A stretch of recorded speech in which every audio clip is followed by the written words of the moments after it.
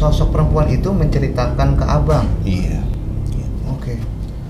Dia minta tolong sama saya untuk apa sih, menggali mayatnya di situ untuk dikubur secara apa? Secara layak. Ada kejanggalan aneh setiap hari Senin, Senin, Rabu dan malam Jumat. Dia plafon atas itu, tapi dia menjatuhkan belatung, banyak banget jatuh belatung.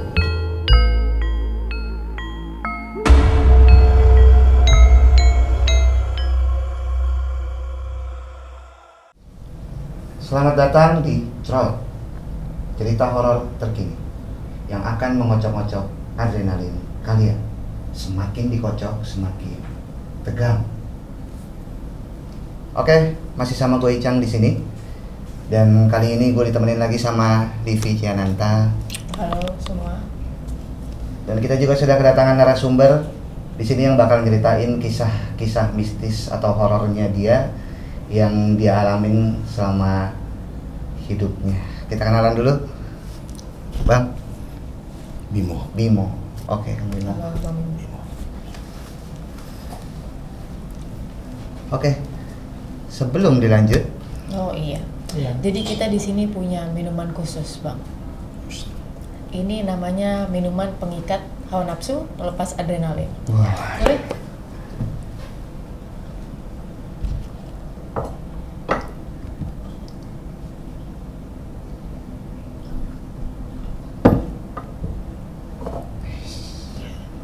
silakan. Langsung diminum. Boleh, silakan.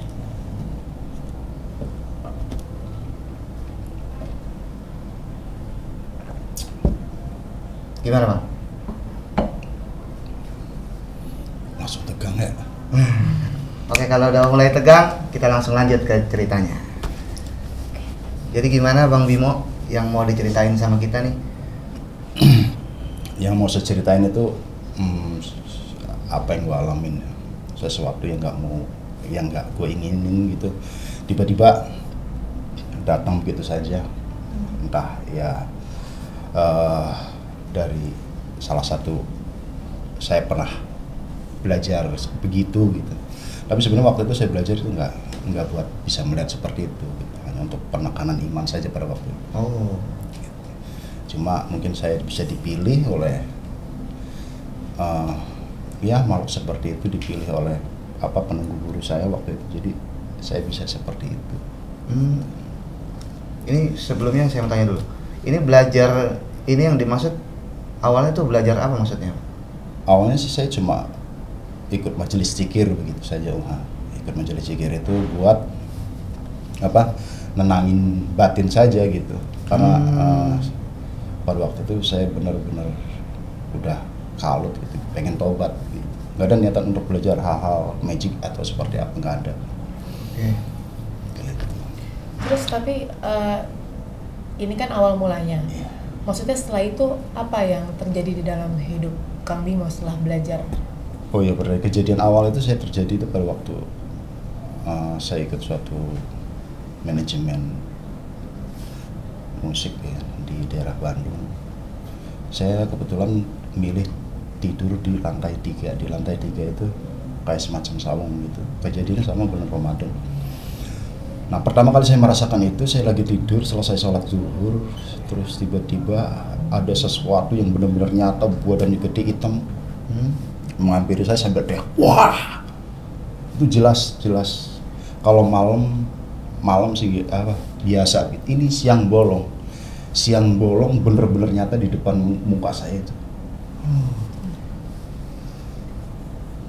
Terus kemudian karena saya kan dari dulu nggak pernah takut dengan seperti itu, pernah diajarin sama orang tua itu, kalau hal namanya seperti itu kamu harus berani dan harus kata-katanya harus kasar sama dia, nggak boleh lebih rendah daripada dia. Oke, iya benar. Nah, berlanjut, saya pulang ke Cilegon pada tahun 2016. Ada suatu kegiatan yaitu ulang tahun kota. Pada waktu itu saya dapat mes di salah satu perumahan di daerah Cilegon itu. Nah, di situ ada kejanggalan aneh setiap hari Senin, Selasa, Senin, Rebu dan malam Jumat.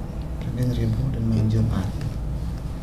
Dia plafon atasnya itu, tapi dia jatuh belatung, menjatuhkan belatung, banyak banget jatuh belatung. Belatung ulat kecil itu yang warna putih yang biasa ada di hewan yang meninggal atau di sampah seperti itu. Itu nggak tahu datangnya dari mana karena atasnya kan kayak semen, bukan bukan ecoran, bukan triplek atau apa, nggak ada selah lubang buat itu masuk. Tapi jatuh belatung. Nah, beberapa hari kemudian semua pada pulang ke Jakarta, teman-teman tinggal di situ saya dengan istri saya. Waktu itu saya masih pacaran sama dia. Istri saya itu lagi nyuci baju, saya duduk di meja ruang tamu. Di meja ruang tamu itu saya seperti mau diajak komunikasi dengan sosok wanita yang berwajah merah. Nah, dia coba untuk masuk dengan saya, tapi saya menolak. Dia mencoba masuk lagi, saya menolak. Akhirnya istri saya menghampiri saya. Dia bertanya, kenapa bang? Mata saya menurut dia merah. Gitu. Cuma kalau saya secara pribadi, gitu, saya lagi komunikasi dengan cewek ini, menolak untuk udah jangan berkomunikasi dengan saya. Dia mencoba untuk masuk dengan saya untuk memberitahu kejadian dia, kenapa dia bisa tinggal di situ, gitu, menetap di rumah itu. Jadi sosok perempuan itu menceritakan ke abang? Iya. Gitu. Oke. Dia minta tolong sama saya untuk menggali mayatnya yang di situ untuk dikubur secara layak, gitu, secara layak. Gitu. Karena dia dibawa ke situ pada perumahan itu belum jadi. Perumahan itu belum jadi, masih hutan. Dia di situ dibawa dengan sebuah mobil kijang, diperkosa dengan 4 orang, dibunuh, dikubur di situ secara tidak layak.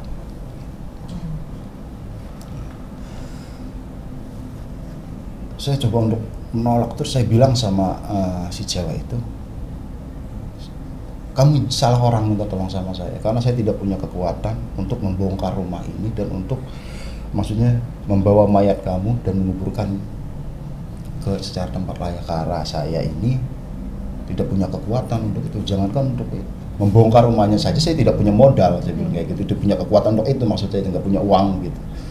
Kamu cari orang yang layak, tapi dia tidak mau. Gitu. Itu sebentar bang. Saat abang komunikasi itu, keadaannya berarti yang yang istri abang lihat ini kan, abang lagi kenapa tuh? Apa kerasukan kah atau sedang? Saya separuh. Jadi kayak udah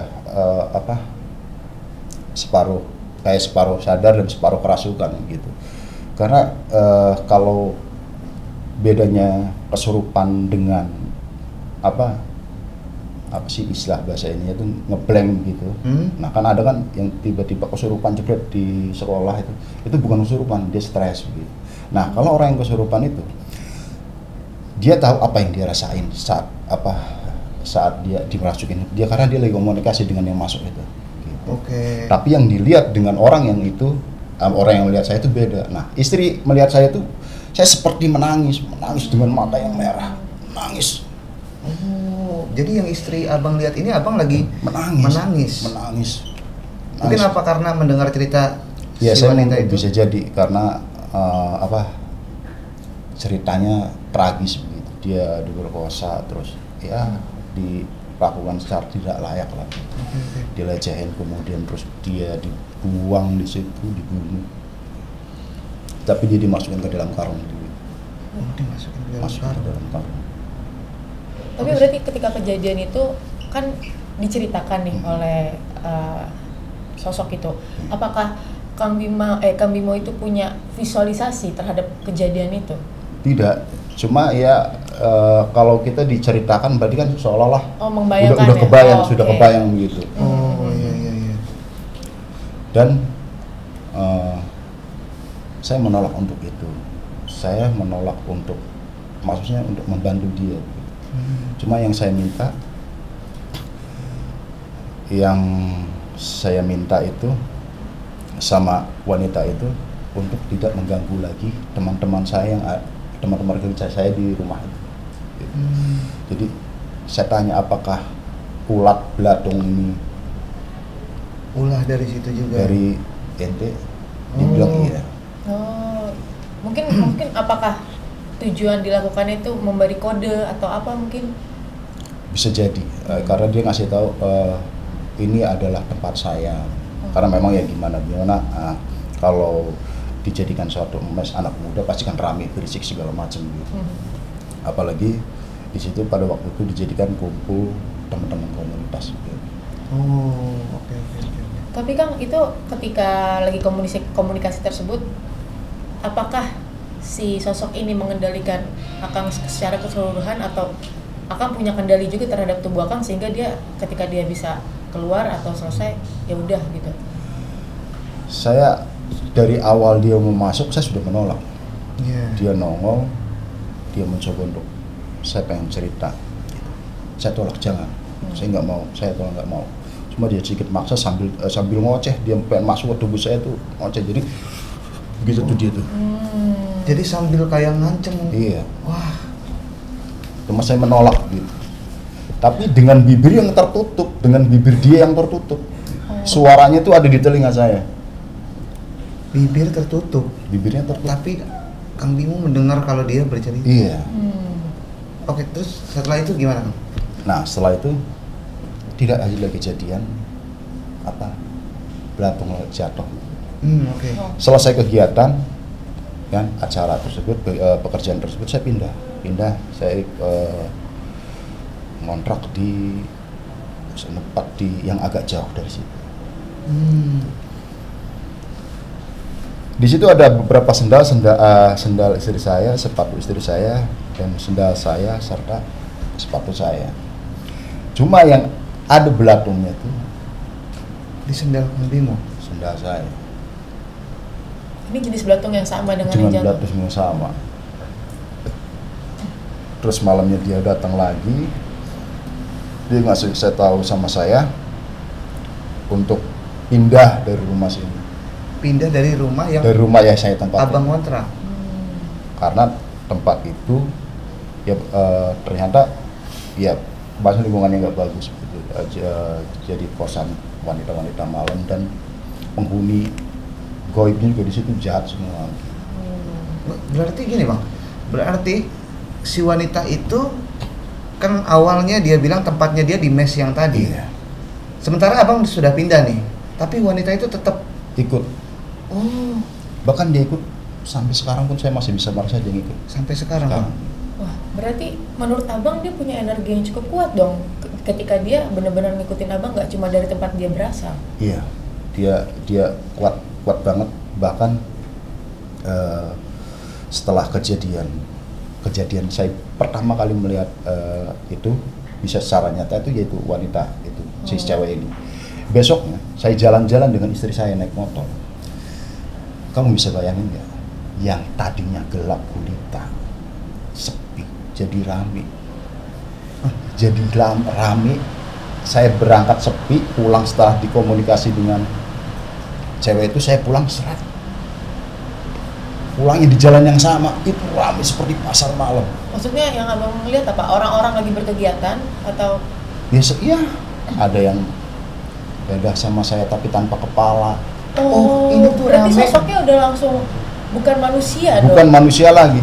Jadi ada ya seperti apa yang kita lihat di film-film. Ini posisinya jalanan, Bang. Jalan. Jalanan? Iya, jalan perumahan itu. Begitu. Jadi saya udah bener-bener terbuka. Kalau bahasa ini mata batin udah terbuka. Nah, setelah melihat gadis itu saya udah bisa melihat tuh. Udah bisa melihat setiap pagi, siang, malam. Coba bayangin kan gitu. Setiap hari berarti Abang ngelihat hal yang di luar dari dunia kita. Ada satu kejadian, saya mampir ke warung mie ayam, salah satu di Bekasi ya. Saya pikir kalau udah keluar daerah udah nggak bisa gitu ya. Oke. Ternyata ketika saya datang ke rumah makan di warung tersebut, luar biasa, saya masih bisa melihat itu. Bahkan ada beberapa anak kecil yang bisa dibilang kayak tuyul seperti itu. Ada yang lagi bermain, ada yang mencoba mengambil barang wanita yang ada di situ.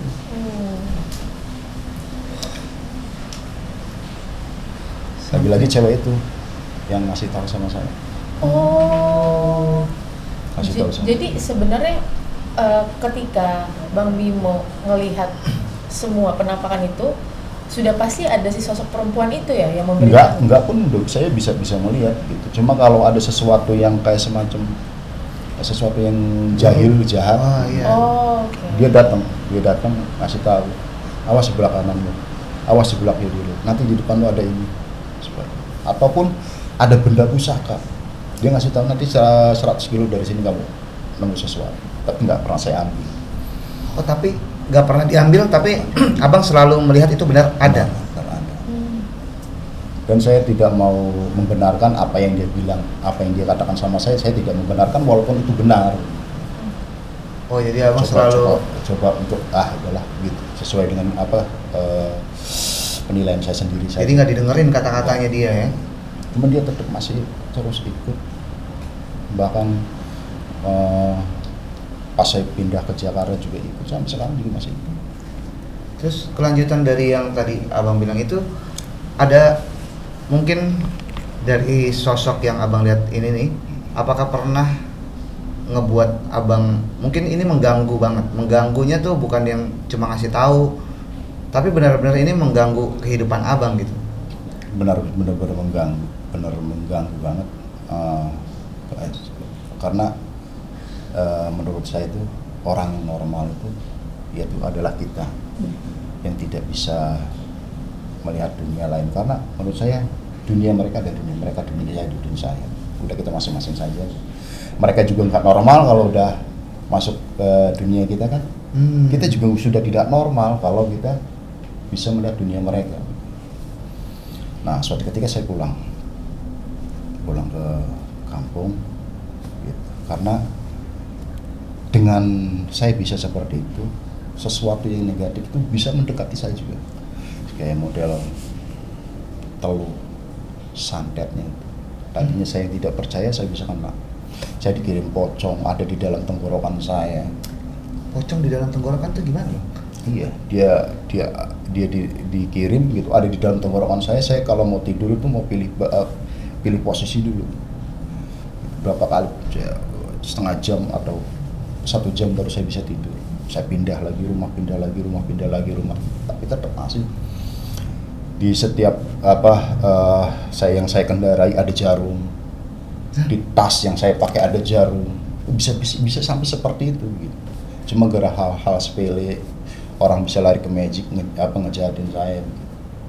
Oh, tapi abang maksudnya mencari tahu atau lagi-lagi sosok perempuan itu memberitahu nggak siapa? Cewek itu ngasih tahu sama saya. Cewek itu ngasih tahu sama saya. Siapa yang ngirim? Ngasih tahu bahkan secara detail, cuma saya tidak. Kemudian saya pulang, saya ketemu dengan orang tua cewek yang saya anggap orang tua kandung, karena saya kan udah nggak punya orang tua, jadi dia saya anggap. Nah, dia juga bisa sama. Oke. Dia nyoba untuk ngobatin saya, ngeluarin pocong yang dari tenggorokan saya itu. Saya diadakan ritual khusus buat saya sama dia. Mau dibikin apa nih orang ngirim kamu, mau dibikin mati atau seperti apa? Lagi-lagi kalau saya kan bukan orang yang seperti itu. Ya kalau saya punya salah, datengin orang yang benar datang. Orang yang benar datang. Akhirnya saya pulang lagi, marah dengan istri saya, marahan istri saya kabur segala macam, ya pengaruh sesuatu yang negatif itu. Pokoknya segala macam sesuatu itu terjadi, saya ngerasa karena saya bisa begini. Itu perasaan saya kan gitu. Saya pulang kembali ke guru saya dibersihkan segala macam, ditutup segala macam gitu. Cuman dia bilang begini, semua orang itu datang ke saya bayar puluhan juta untuk seperti ini, tapi kamu saya kasih gratis gitu. Malah minta untuk dibuang gitu. Ya sebenarnya bukan berawal dari wanita ini, sebenarnya emang basic juga saya udah ada begitu dari guru saya itu. Cuma yang memperkuat lagi wanita ini. Yang bikin semuanya jadi Iya. makin jelas ya, bisa lihat segala macamnya juga. Mungkin awalnya abang sebelum yang ketemu sosok wanita ini, apakah sejelas itu? Maksudnya setiap Enggak. hari ngelihat kah? Enggak, jadi cuma waktu-waktu tertentu saja gitu. Waktu-waktu tertentu saja ketika saya lalai atau ketika saya lengah, lelap sebentar gitu, dengan posisi yang salah gitu, baru dia nongol itu. Sesuatu yang nongol, entah ya cewek atau kok kayak King Kong gitu, gede suara gitu. Itu bener di depan muka orang, saya ngerasa kayak air ludahnya itu jatuh di muka saya tuh. Woi, begitu tuh. Dan selalu seperti itu. Itu keadaan sadar atau mimpi maksudnya nih? Keadaan sadar, separuh mimpi gitu tuh, kayak separuh tidur. Mana kalau kita capek tuh agak ngeliat begini tuh. Tiba-tiba nongol. Tiba-tiba nongol. Tapi bang, abang kan udah ke guru abang, terus ternyata dia masih stay nih sosoknya. Apakah abang nanya, maksudnya apa tujuan dia sebenarnya masih ada di abang gitu? Dia udah nggak punya suaka, maksudnya dia udah nggak. Maksudnya dibilang saya tuan pertamanya. Tuan pertamanya dia gitu. Jadi secara tidak langsung saya setelah membuat kesepakatan sama dia, dia mau meninggalkan, nggak mau mengganggu rumah itu lagi, dan dia nggak mau menjatuhkan itu dan meninggalkan rumah itu kan, berarti saya bilang kan jangan ganggu teman-teman saya kerja, jangan lagi jatuhin belatung di rumah ini. Dia sepakat dan ikut dengan saya. Tapi di mes yang itu dia sudah tidak ada ganggu-ganggu lagi. Tapi setelah itu dia sekarang itu tinggalnya di sana, di tempat guru saya itu. Tapi gini bang, dari yang dia minta tolong itu berarti sampai sekarang abang nggak ngelakuin? Maksudnya nggak nolongin untuk nyari? Saya nggak laku karena saya tetap dengan pendirian saya. Ketika takutnya dianggap kita mau persekutuan dengan setan. Tapi banyak sesuatu sebenarnya agak sedikit positif menurut saya. Setelah kejadian saya bertemu dengan cewek itu, setiap saya datang, misalkan saya datang ke rumah ente, ente belum datang tuh. Saya di depan rumah, tapi semua penghuni yang ada di rumah itu, penunggu di rumah itu ngasih tahu sama. Ngasih tahu dalam bentuk gimana nih? Ini si Icang kemarin tuh nggak makan, dia sekarang lagi nyusun begini, kasihan. Dia lagi begini, semua penghuni itu ngasih tahu. Jadi udah kayak seorang bapak pulang yang disuruh bumi dengan anak-anaknya. Ketika saya datang ke rumah tempatnya si Livi, begitu pula sama. Saya diberi kabar keadaan tuan rumah di sini. Diberi kabar kayak gitu ya? Terus ada apa sih yang bisa abang selain melihat nih dari semua yang udah abang rasain, selain melihat ataupun bisa tahu yang kayak gitu-gitu, ada nggak sih yang lain-lain yang abang mungkin abang jadi bisa, maaf nih bang ya, abang kan pernah dikirim-kirim kayak gitu kan, apakah abang bisa balikin itu? Maksudnya jadi bisa juga untuk nyantet orang kah? Enggak. Atau apa yang selain itu apa lagi? Kalau saya untuk begitu kan karena memang saya nggak mau. Tapi ada suatu kejadian aneh, itu sangat luar biasa. Saya dapat kabar dari istri saya itu jam 5 sore. Jam 5 sore? Ya, saya posisi ada di Cilegon, istri saya ada di Cawang. Ya. Jam 5 sore saya dapat SMS dari istri saya. Jam 5 sore, jam 5:15 saya sudah ada di Cawang. Dari Cilegon? Iya, jam 5 sore itu. Jadi saya dari Cilegon ke Jakarta cuma 15 menit. Padahal saya secara sadar saya naik angkutan bis. Tapi sebangunnya saya sudah ada di Cawang. Secara sadar naik bis maksudnya gimana? Kan saya berangkat tuh sadar tuh. Saya tuh sadar bahwa saya tuh naik bis, naik angkutan kota bis. Naik Arimbi, naik ke dalam bis itu, saya duduk, kemudian saya tidur. Bangun saya sudah ada di Cawang. Padahal aslinya Cilegon ke Cawang tuh hampir 2 jam ya kan? 2 jam. Oh bisa lebih? Lebih bahkan, ini cuma 15 menit. Ya. Wow. Karena pada waktu itu istri saya ada yang ganggu. Ada yang ganggu, yang mantannya yang dulu gitu. Dia diancemin gitu. Saya datang masuk. Saya nggak ngomong apa-apa, saya cuma ngasih tahu sama dia waktu SMS istri saya ke mantannya itu, lihat istri saya SMS jam berapa, saya udah ngabisin jam berapa, dia langsung kabur. Karena sesuatu yang mustahil. Jakarta, Cilegon Jakarta 15 menit. Tapi keadaan di bis itu gimana Bang? Maksudnya di bis itu banyak orang berarti? Banyak orang, saya naik, malah saya duduk di area smoking area, karena di depan itu penuh banyak orang. Saya duduk, nyender, tiduran, bangun, sudah ada di Cawang. Ini justru yang bikin gue penasaran apa? Apakah orang-orang yang Iya, ada di situ nyampainya 15 menit juga kah?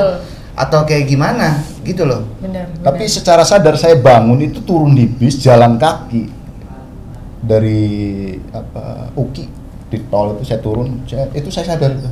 Saya turun di UKI jalan kaki sampai kantor Wika. Oh, iya, Itu saya sadar. Bahkan saya ngasih duit receh ke orang yang biasa dibukain ininya di tol itu, yang ngebukain pintunya itu buat nyebrang situ. Saya ngasih dia itu.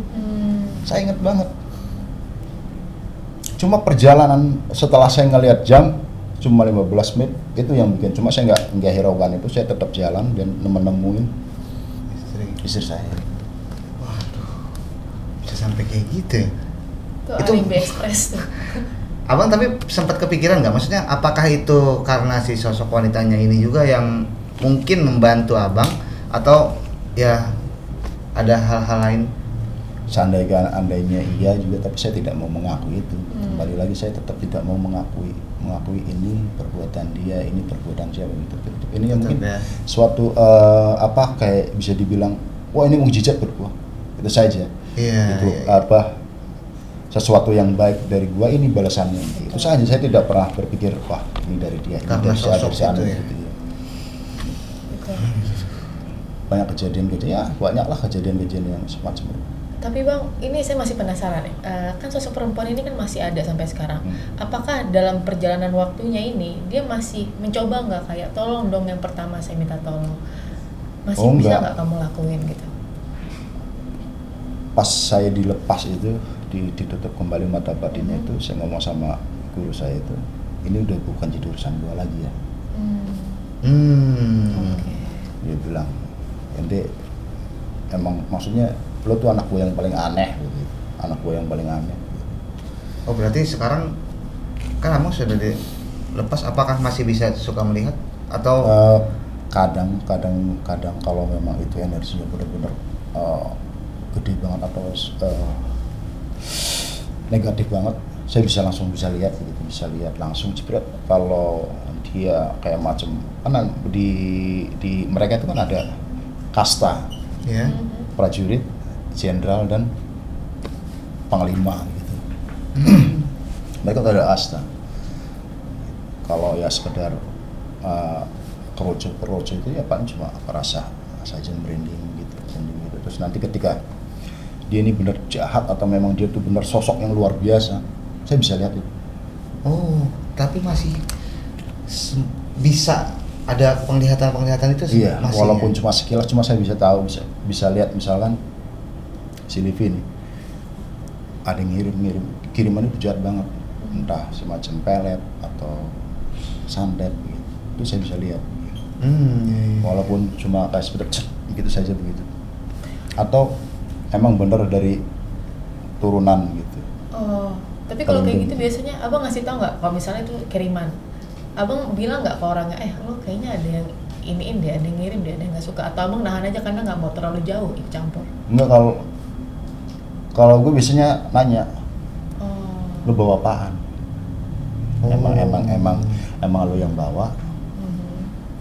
Atau misalnya dia kalau gue nggak tahu, nggak taunya itu saya tanya lagi, nggak taunya itu lo memang nggak tahu atau memang lo nggak tahu nih sejarahnya dari keluarga lo gitu. Okay. Saya tanya seperti itu. Tapi Bang, nih saya mau nanya iseng aja sih. Kan abang datang ke sini kami undang. Dengan kemampuan yang masih abang punya sekarang, ngelihat tempat ini tuh gimana? Secara di permukaan aja lah, nggak usah dalam-dalam. Ya. Saya sebelum mulai saya minta tutup pintu. Oh, Ya, iya. itu dia. Itu teman-teman, itu hal yang kita tadi agak kaget sebelum kita mulai. Jadi ada pintu yang kebuka, memang ruangannya agak gelap. Kang Bimo nih minta ditutup. Kita pun juga bingung kenapa, cuman kita nurut aja. Dia galak banget. Dia galak banget, Bang. Wah. Galak banget ya. Oh. Iya. Galak banget. Oke. Oke. Aduh, jadi rada bingung ini ya. Jadi bingung mau ngomong apa. Sudah mulai. Kayak pertanyaan saya salah nih. Jadi tahu kan. Jadi gimana? Tapi nggak ganggu kan ya yang Saya kurang tahu ya, cuma dia pas saya duduk dia udah ngeliatin galak, tatapan dia galak. oh, Tatapan dia galak. Mungkin memang sudah sejak lama di sini berarti kali ya. Iya. Yang penting kita tidak saling mengganggu. betul. Kita tidak saling menghormati lah. Betul.